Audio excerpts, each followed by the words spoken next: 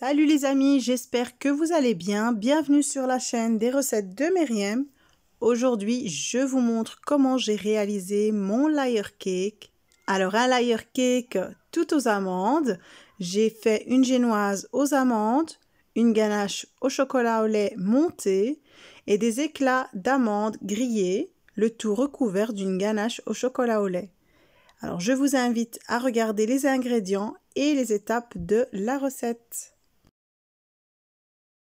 Alors, la première étape pour ce layer cake, c'est la ganache au chocolat au lait montée. J'ai besoin ici de 200 g de chocolat au lait, de 100 ml de crème fraîche liquide que je vais mettre à chauffer et de 260 ml de crème fraîche que je laisse bien froide. Comme je dis toujours, prenez au moins 35% de matière grasse pour que notre ganache monte bien. Alors une fois que la crème a bien chauffé, je la verse sur le chocolat, je le fais fondre, je mélange jusqu'à ce qu'il n'y ait plus aucun morceau. Dès que j'ai un mélange bien lisse, je rajoute par-dessus la crème froide, je filme au contact et je réserve une nuit entière au réfrigérateur. Alors maintenant, on va passer à la préparation de la génoise. J'ai ici 6 œufs, 180 g de sucre, 170 g de farine, 35 g de poudre d'amande, très finement mixée, et quelques gouttes d'arôme d'amande. Donc, comme toujours, je casse mes œufs entiers, je rajoute le sucre par-dessus et je les fouette au moins 10 minutes jusqu'à ce que le mélange blanchisse. À la dernière minute, je rajoute quelques gouttes d'arôme, ça donnera un peu plus de goût. C'est facultatif évidemment. Alors voilà, quand mon mélange a bien blanchi après 10 minutes, je rajoute la farine que je vais tamiser et je vais mélanger délicatement à la maryse. Donc j'ai passé la vidéo en mode rapide, mais j'y vais vraiment très lentement pour ne pas casser nos œufs et vraiment obtenir une génoise bien aérienne. Donc voilà, une fois que je n'ai plus de farine, que le mélange est bien homogène, je rajoute ma poudre d'amande, mais vraiment petit à petit, délicatement, comme vous voyez, j'en mets très peu et je mélange toujours délicatement avec la maryse et je vais continuer ainsi de suite jusqu'à ce que je n'ai plus de poudre d'amande. Donc c'est important de le faire petit à petit pour ne pas faire retomber notre pâte. Alors une fois qu'on a un beau mélange bien homogène, nous allons passer notre pâte dans un moule que j'ai préalablement chemisé. Donc ici moi j'ai utilisé le moule de 15 cm, on ne le voit pas très bien en vidéo, mais c'est 15 cm de diamètre. Et je le place dans le four que j'ai déjà préchauffé dès que j'ai commencé la préparation de ma génoise à 180 degrés pendant 45 minutes.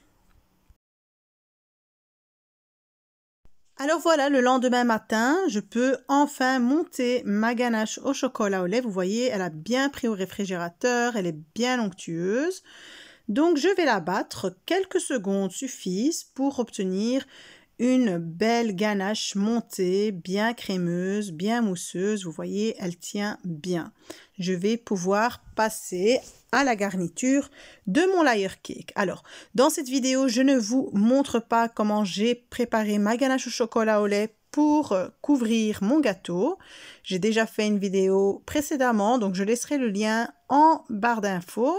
Et donc voilà, j'ai ici ma génoise donc, qui avait évidemment bien refroidi, que j'ai coupé en 4, donc le bas du gâteau, je le mets dans mon moule. Donc je vous avais déjà montré la technique que j'utilisais pour garnir mes gâteaux, pour obtenir des beaux gâteaux bien droits.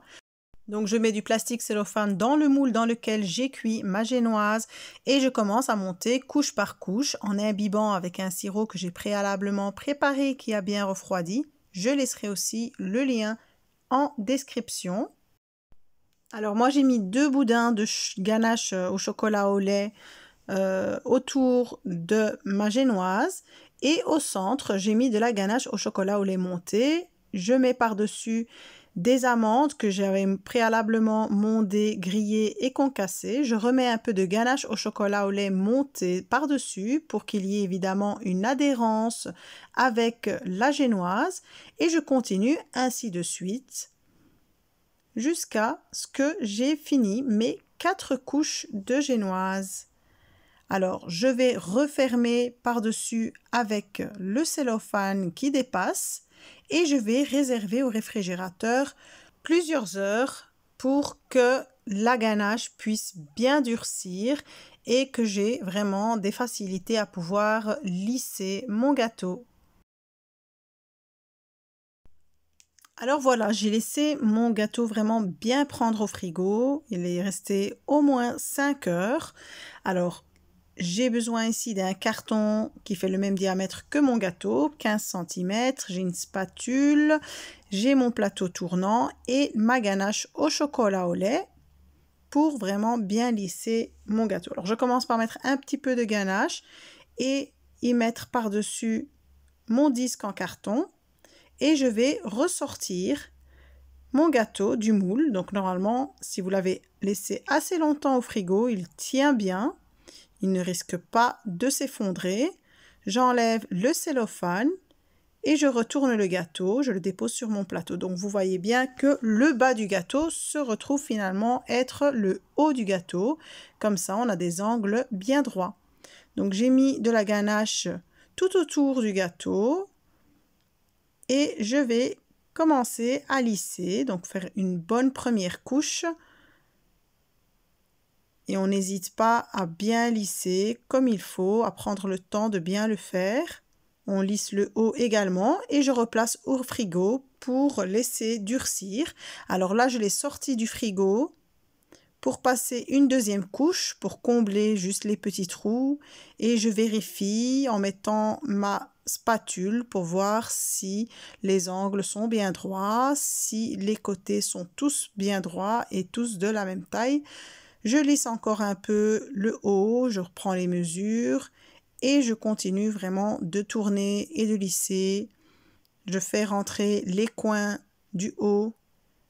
Et une fois qu'on a obtenu un beau gâteau bien lissé, bien droit, on peut le replacer au réfrigérateur, juste le temps que la ganache durcisse un peu. Alors voilà, une fois que le gâteau a bien durci, donc ça c'est l'étape que j'adore dans la préparation des gâteaux, c'est le moment de la déco. Donc ici j'ai un cake board en carton sur lequel je vais disposer mon gâteau. Donc je mets un peu de ganache au chocolat par-dessus pour vraiment que le gâteau adhère bien, qu'il soit bien fixé, qu'il ne tombe pas. Et je vais placer par-dessus mon gâteau. Donc je fais rentrer vraiment la spatule sous le carton et si on a bien lissé jusqu'au bas, normalement le gâteau se retire sans difficulté. Alors ici, moi j'avais préparé avec de la pâte à sucre le prénom de la petite princesse à qui s'adressait le gâteau. Donc c'est une idée comme une autre pour décorer vos layer cakes. J'ai ici de la ganache au chocolat blanc que je vais utiliser pour les coulures. Je vous laisserai aussi le lien de la vidéo en descriptif. Vous pouvez aussi utiliser simplement du chocolat blanc pour les coulures. Moi, je préfère la ganache, ça fait de plus grosses traces que le chocolat seulement. Et là, j'ai un assortiment de gourmandises, dont des chocolats de toutes sortes. Donc, c'est vraiment en fonction de ce que vous voulez. Alors maintenant, je vais faire les coulures de mon gâteau avec la ganache. Attendez que votre ganache ou votre chocolat, si vous utilisez juste du chocolat, soit quand même assez froid. Il ne faut pas l'utiliser chaud sur le gâteau, mais il doit rester liquide. Donc voilà, avec une petite cuillère à café, je vais mettre des gouttes de ganache, plus ou moins petites selon la taille de la coulure que je veux obtenir. Et je vais vraiment varier en faisant tout le tour du gâteau. Alors pour le devant du gâteau, comme j'ai ma petite plaque en pâte à sucre, je vais essayer de faire de toutes petites coulures pour que ça ne descende pas trop bas. Et puis je vais passer aussi au haut du gâteau. Et voilà, et après on peut disposer tous les chocolats qu'on a vraiment en fonction de l'inspiration du moment. Donc j'y vais vraiment à l'œil petit à petit. Pour fixer les chocolats à l'extérieur, donc au pied du gâteau, vous pouvez utiliser de la ganache toujours pour bien les fixer pour qu'ils ne tombent pas. Et puis voilà, c'est vraiment en fonction de vos goûts. Donc moi je l'ai bien rempli, je l'ai bien garni, donc un gâteau bien gourmand.